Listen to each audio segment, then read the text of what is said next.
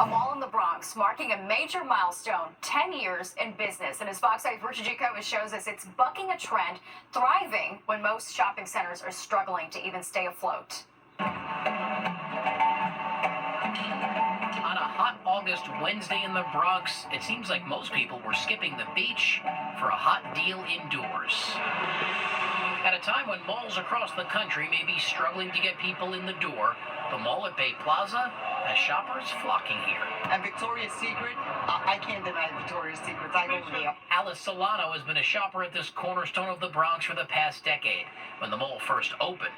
The 10-year anniversary kicking off today, a celebration of a mall that appears as if it's here to stay. So what's the secret? It's thriving because we are a part of the community. The community loves the mall, and everything we do here, we do with the community.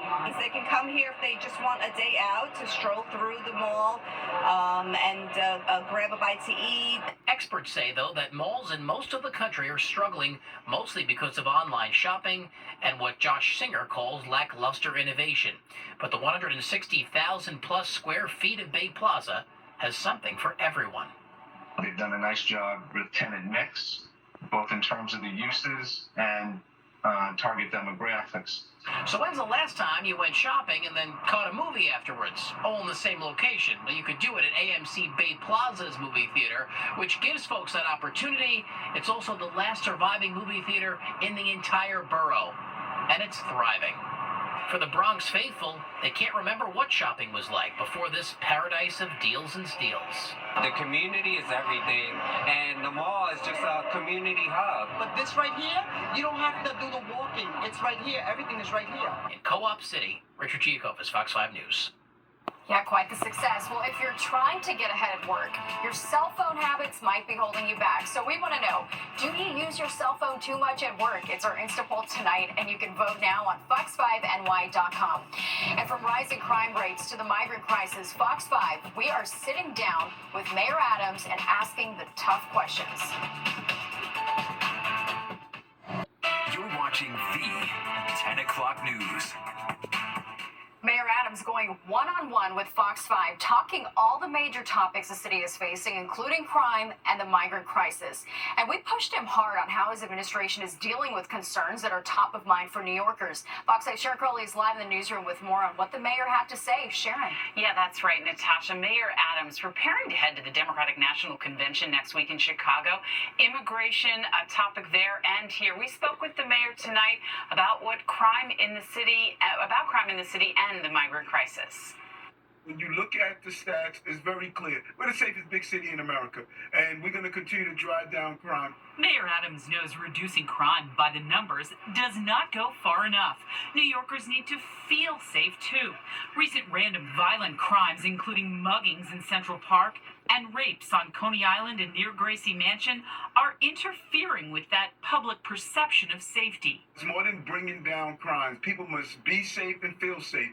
Mayor Adams speaking about crime and other issues with Fox 5 on the 6 o'clock news. These random acts of violence, they play on our psyche. The mayor says the NYPD just surged cops into Central Park to reduce crime. A few months ago, the police did the same thing with extra patrols on the subways to reduce transit crime.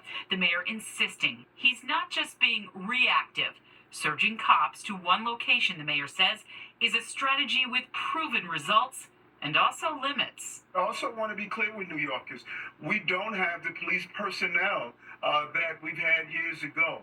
We're struggling to fill academy classes. We're struggling with our correction officers. We have Code Red there. We're struggling even with district attorneys. We have a real problem in the city and country and our criminal justice apparatus. Migrants on Randall's Island also attracting attention as a public nuisance. Some no longer able to live in the shelter due to the city's 30-day limit have started to set up tents there. I'm not prioritizing migrants over New Yorkers, and I think that's a myth that needs to be dispelled. Well, the mayor's administration doesn't think the city's status as a sanctuary city was intended to cover tens of thousands of migrants now living here. His team is still fighting that battle in court. They have won a small victory, though. Single adults, as we've said, must move out of a shelter after 30 days. It's one of the reasons that places like Randall's Island are seeing more tents pop up there. Many of the migrants who have nowhere else to go are still there, Natasha. Right, Sharon, thank you so much. The NYPD releasing this video of two suspects wanted for stealing Rolex watches from a man in Queens. It happened back on August 2nd. Police say two men approached the 24-year-old victim along Queens Boulevard in Forest Hills, forcibly removed his 3 Rolex watches, and then took off on mopeds. The victim was not hurt. And this is a hotel shuttle bus that caught fire near Newark Liberty International Airport. It happened a little after 3 o'clock this afternoon. Wow, it happened on the airport's exit roadway to Route 1 and 9. Only the driver and one passenger were on board. One person was treated at the scene for a minor injury but refused further medical attention. No word yet on what caused the fire. NASA is still deciding whether to keep 2 astronauts at the International Space Station until early next year. Astronauts Suni Williams and Butch Wilmore are stuck in space. They launched on Boeing's Starliner spacecraft in early June. They had anticipated being away for about a week, but thruster failures and helium leaks raised doubts about the capsule's ability to return them home safely. So NASA is analyzing the data to make the best decision on how to get them back home. So right now the astronauts are safe. They're having a good time on the International Space Station. They finished most of the tests they were doing on Boeing's Starliner spacecraft itself and have been filling their days with additional work on the space station, helping out the station's core crew with science, with maintenance, and whatnot. Well, NASA is expected to make a decision in the next week on how to get the astronauts back to Earth.